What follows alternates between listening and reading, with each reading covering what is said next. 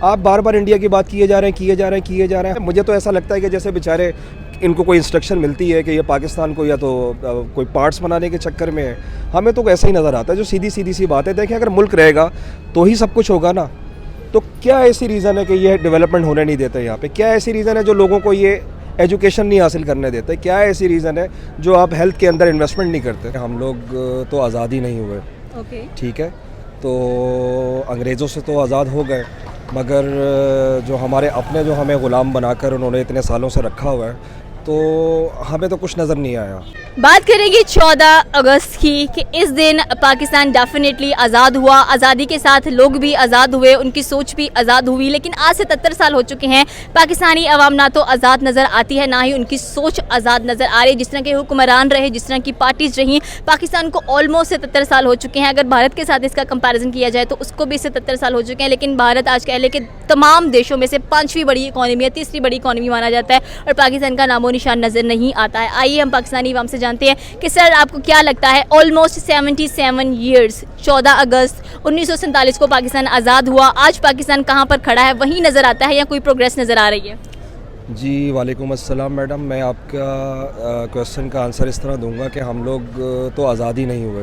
Okay. ठीक है, तो अंग्रेज़ों से तो आज़ाद हो गए, मगर जो हमारे अपने जो हमें ग़ुलाम बनाकर उन्होंने इतने सालों से रखा हुआ है, तो हमें तो कुछ नज़र नहीं आया।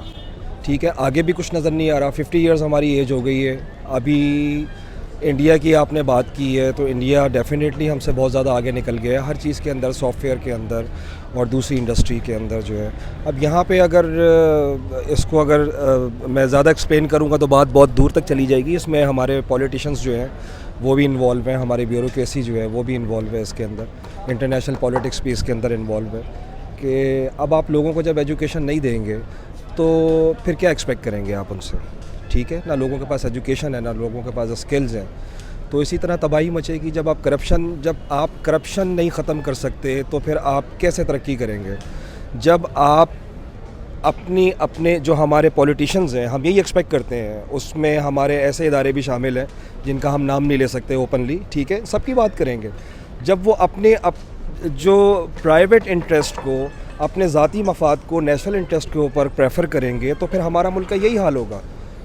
तो बेचारा गरीब आदमी तो परेशान है, ना उनके पास खाने को है। आप बिजली के बिल्स देख लें कि जो वो कहाँ तक चले गए हैं। लोग जो है वो बेचारे अफोर्ड ही नहीं कर सकते चीज़ें, अपनी चीज़ें बेच रहे हैं घर की बिल पे करने के लिए। ठीक है, एजुकेशन नहीं दे सकते, आप हेल्थ अफोर्ड नहीं कर सकते, तो सिस्टम तो हमारा बिल्कुल तबाह हो गया। ये मैसेज काइंडली आप चला दिएगा, जो यंग जनरेशन देख रही है, कि भाई खुदा के वास्ते अब आप कुछ सीरियस होकर सोचें। फिर आज़ादी किस लिए मना रहे हैं? मतलब 14 अगस्त है, आपने देखा है हर जगह पर पाकिस्तान के झंडे, ये बाजे बजते हुए दिखाई दे रहे हैं, ईच एंड एवरीथिंग नज़र आ रही है। फिर आज़ादी किस लिए है? क्या मायनों में हम सेलिब्रेट करेंगे? भैया 14 अगस्त है, हम भागा बॉर्डर पर जाएंगे, स्पेशली परेड्स देखेंगे, वहाँ पर जाकर फिर वापस आ जाएंगे, सड़कों पर निकलेंगे, हुटिंग करेंगे, झंडे लहराएंगे, दैट इज़ आज़ादी। मैडम बात ये है कि मेरा ख्याल है 23-24 करोड़ की आवाम हो गई है। ठीक है, 23-24 करोड़ की आवाम में हर किसी का अपना सोचने का, अपना एक्ट करने का एक तरीका होता है। अब मैंने जो अपनी एज में देखा है, तो हमें तो कुछ नज़र नहीं आ रहा। मुझे बाहर जाने के काफ़ी चांस मिले, हम लोग नहीं गए कि जी हम अपने मुल्क में ऐसा कर लेंगे, हम अपने मुल्क में ऐसा कर लेंगे। अब सिचुएशन वर्स से वर्स होती जा रही है। वो बेचारा जो अब ये नौजवान है, उसको मालूम ही नहीं है कि उसका फ्यूचर क्या है। उसको तो पॉलिटिक्स में कोई इंटरेस्ट नहीं है, ना उसको पता है कि हमारे साथ क्या होने वाला है और क्या होना चाहिए, हमारे राइट्स क्या है।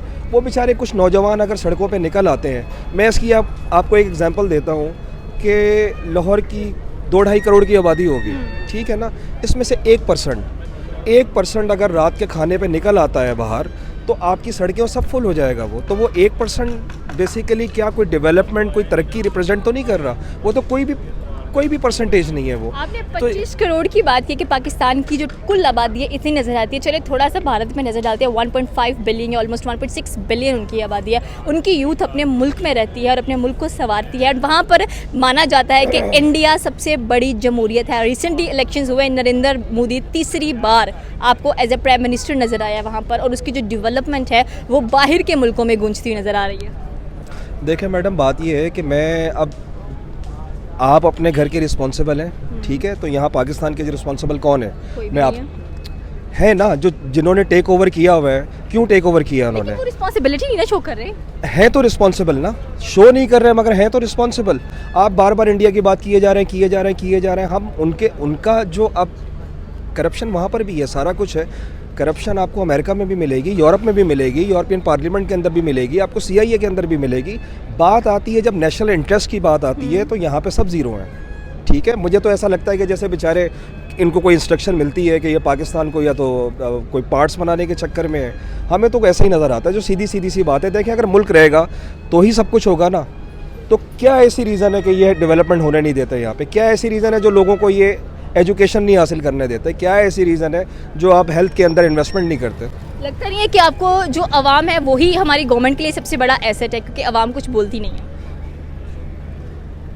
आपको पता है कि हमारा लिटरेसी रेट कितना है? कोई आइडिया है? राउंड अबाउट मैंने देखा था 53 to 56%। 53 to 56% में से वो लोग भी हैं जो अपना नाम लिखना भी जानते हैं और जो कुरान पाक पढ़ना भी जानते हैं। ठीक है, तो आप ऐसे लोगों से मुझे बताएं कि जो इलिटरेट हों, ज़्यादातर तो ऐसे ही हैं ना, तो वो क्या एक्सपेक्ट करेंगे आप उनसे कि वो क्या अपने डिसीजन भी सही तरीके से ले सकते हैं कि नहीं ले सकते?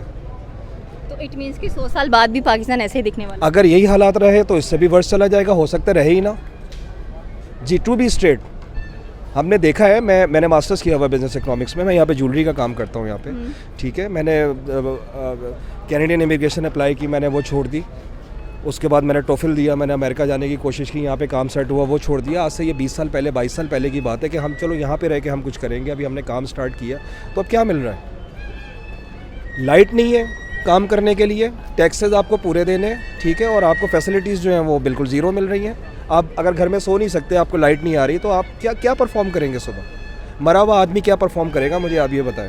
सिंध की आप बात करते हैं, यहाँ बात करते हैं, लोगों के पास खाने को नहीं है। मैंने वर्कर्स रखे में 15,000 में, 20,000 में, 25,000 में, वो बेचारा रात को सोएगा नहीं, मेरे पास आके क्या खाक काम करेगा? तो ये तो एक अल्लाह ताला का ख़ास करम है कि ये मुल्क चल रहा है। तो आपको क्या लगता है कि 77 ईयर्स में पाकिस्तान ने आपको क्या दिया? देखिए, मैं अगर कोई ऐसी बात करूँगा तो कोई बेचारा टीवी देख रहा होगा, कोई इंटरव्यू देख रहा होगा, तो वो कहेगा जी ये पता नहीं कैसा है, क्या है। मुल्क बहुत अच्छा है। ये भी सोचते हैं कि बंटवारा नहीं होना चाहिए था। देखें, मेरी बात सुने, जब इंसान भर जाता है ना तो फिर वो कुछ भी कह सकता है। ठीक है, पाकिस्तान एक ऐसा मुल्क है, यहाँ पे सोना भी है, यहाँ पे कोयला भी है, यहाँ पे ऑयल भी है, यहाँ पे नमक भी है, यहाँ पे हमारी क्रॉप्स भी हैं, यहाँ पे हमारे फ्रूट्स भी हैं, वेजिटेबल एक्सपोर्ट करते हैं। हम किसी पे डिपेंडेंट हो ही नहीं सकते। मगर बात यह है कि इन शॉर्ट के कुछ लोग ऐसे मुसल्लत हुए हैं कि जिनका टारगेट है कि इसको बर्बाद करना। भाई आप जो बात कर रहे हैं, हम पाकिस्तान तो अल्लाह ताला, ये तो तोहफ़ा है अल्लाह ताला का। ठीक है, आप जाके कदीर खान साहब का इंटरव्यू सुन लें, उनके साथ क्या किया जो कौम के मोहसिन थे। ठीक है, तो अब क्या एक्सपेक्ट करेंगे इस कौम के साथ और इन ब्यूरोक्रेसी के साथ? अभी इससे पहले आपने एक सवाल किया था वो अरशद नदीम का। ठीक है, कि वो अरशद नदीम साहब ने, ठीक है भाई, मैं कहता हूँ जो आपका स्पोर्ट्स है उसको इनकरेज करना चाहिए, बच्चों में उनकी ग्रोथ अच्छी होती है। ठीक है, अब अरशद नदीम साहब ने अगर एक कोई मेडल ले लिया अगर, तो क्या ये हमारे मसाइल का हल है मेडल? ये बेसिकली ये बेचारे क्या करते हैं, ये भी बेचारे ही हैं ना, बेचारे ये जहनी मरीज़ हैं जो हमारे हुक्मरान हैं ना, ये आवाम को बस फॉर द टाइम बिंग जो है ना एक तरफ लगा देते हैं। वो ट्रेंड बन गया ट्विटर पे, अब तो ट्विटर का टाइम है जी, फेसबुक का टाइम है, वो जो कमेंट्स जा रहे हैं उसके ऊपर अरशद नदीम। कोई कह रहा है मैं 10 करोड़, आपके पास तो पैसा ही नहीं है, 10 करोड़ रुपये आप कहाँ से दोगे? वो कह रहा है मैं 3 करोड़ दे दूँगा, वो कह रहा है मैं 4 करोड़ रुपये दे दूँगा। कहाँ से देंगे? वो यहाँ से देंगे, आपका 1-1 रुपया बिजली का बढ़ा देंगे, वहाँ से आपको पैसे दे देंगे। ठीक है, तो हमें क्या है, हमें क्या लेना देना उससे? मुझे तो पता ही नहीं कि वो है कौन अरशद नदीम। मैंने तो अभी उसकी शक्ल ही नहीं देखी, आपसे सुन रहा हूँ या मैंने सुना है कि हाँ जी एक मेडल लेकर आ गए। तो वो इतना ज़्यादा वो इसलिए चढ़ा रहे हैं कि आवाम को डाइवर्ट कर दें कि कुछ फॉर द टाइम बिंग यार तुम इधर लग जाओ। ये है मसला सारा। क्या मैसेज कन्वे करना चाहेंगे 14 अगस्त के लिहाज से, स्पेशली यूथ को, कि आपको क्या करना चाहिए? एंड वाकई ही ये आज़ादी है या घरों में बैठे भैया आराम करें? आज़ादी अगर आपको मिली होती तो आज शायद पाकिस्तान हमें चौथी या 5वीं बड़ी इकॉनमी नज़र आता। मैडम, एक मैसेज से तो कुछ भी नहीं होगा। सबसे पहली बात तो ये है कि यूथ के लिए तो यही पैगाम है कि भाई आप कुछ ना कुछ तो एजुकेशन लेना। अपने आप को ज़रूरी नहीं है कि एजुकेशन जो है वो आप जॉब के लिए लें। एजुकेशन इंसान को वैसे ही आपको एक्सपोजर देती है, आपको जो है वो आपका दिमाग खोलती है आपका। तो कम से कम आप एजुकेशन हासिल करो, अपने माँ बाप की रिस्पेक्ट करो, बड़ों की रिस्पेक्ट करो, आप इसी से आपको सब कुछ मिलेगा। यही बड़ी बाकी नसीहत तो बहुत सारी हैं भाई कि मेहनत करो, सुबह उठो, काम पे जाओ। यहाँ पे मैं एक बात और ऐड कर देता हूँ, अनफॉर्चुनेटली हम लोग यहाँ पे खड़े हुए हैं, अभी 10 बजे का टाइम है। आप यूरोप अमेरिका में देखें क्या टाइमिंग है वहाँ पे।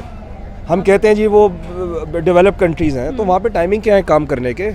तो यहाँ पे तो हमें बेवकूफ़ बना दिया है ना कि हम वो बेचारे रातों को जाग रहे हैं, 4-4 बजे 5-5 बजे सो रहे हैं। जो लोग नहीं पढ़ते, कॉलेजेस नहीं जाते, जो मैं वर्कर तबके की बात कर रहा हूँ, अब काम यही हो गया 2 बजे 3 बजे आप काम पे आते हैं। सारा निज़ाम आपने उल्टा कर दिया है, तो आप सीधा उसको कैसे एक्सपेक्ट कर लोगे? हो ही नहीं सकता बिल्कुल। हम लोग ये समझते हैं शायद यूरोप ने जो है वो तरक्की कर ली है जनाब, आज़ादी मिल गई है वहाँ पे हर तरह का, और ये मसले मसाइल किसी चीज़ की पाबंदी नहीं है, रिलीजन की कोई पाबंदी नहीं है, ऐसा नहीं है उनके। आप सारे अगर वो काम देखेंगे तो सारे मुसलमानों वाले काम हैं उनके। वो सिर्फ है नहीं मुसलमान, बात करेंगे पूरी करेंगे, सुबह का टाइम है, शाम का टाइम है, जो चीज़ देंगे वो उसकी क्वालिटी पूरी होगी। तो यहाँ पे तो सॉरी टू से मतलब जो यहाँ पर मुसलमान है वो मुसलमानों जैसे उसूल अपनाता नहीं है। डॉक्टर इसरार अहमद साहब को मैं एक बयान सुन रहा था, मैं सुनता हूँ उनको, पता नहीं मेरी बात से कोई एग्री करता नहीं करता। उन्होंने एक बात कही थी कि दुनिया की मुनाफिक तरीन कौम है पाकिस्तानी। ट्रू। ठीक है, तो बस यही है। बस अब देखें, अपने आप को सीधा करें लोग, हम सब अपने आप को सीधा करेंगे, अल्लाह ताला से हम अपने गुनाहों की माफ़ी मांगें और उससे दुआ करें। मैं तो सबको ये कहता हूँ, लोग मस्जिदों में मांग रहे होते हैं, मैं कहता हूँ भाई देखें, मस्जिद किसका घर है? किसका घर है मस्जिद? अल्लाह का घर है, तो अल्लाह से मांगो। अल्लाह के घर में खड़े होकर तुम बंदों से कैसे मांग सकते हो? तो कॉमन सेंस की बात है ना ये। तो आप अपने आप को सब सही करें। ये बंदी खड़ी हुई है, ये बंदा खड़ा हुआ है, आप सब मांग सकते हैं भाई उसमें। अल्लाह ताला कहता है मैं सबकी सुनता हूँ। तो सब मांगे, रोके मांगे, तो क्यों नहीं हमारा निज़ाम ठीक हो जाएगा? बात यकीन की होनी चाहिए ना पूरी। बस ये सारी बात है। अल्लाह पे बात मैं यहीं पे ख़त्म करूँगा कि अल्लाह पे यकीन करें। अल्लाह पे यकीन का हम सब मानते हैं अल्लाह को। हमें अल्लाह पे यकीन होने का मतलब ये है कि हम यकीन से मांगें कि हर काम जो है उसने करना। उसमें क्या है, आप जो दिल चाहे मांगे वो दे सकता है, सब कुछ दे सकता है। Thank you sir.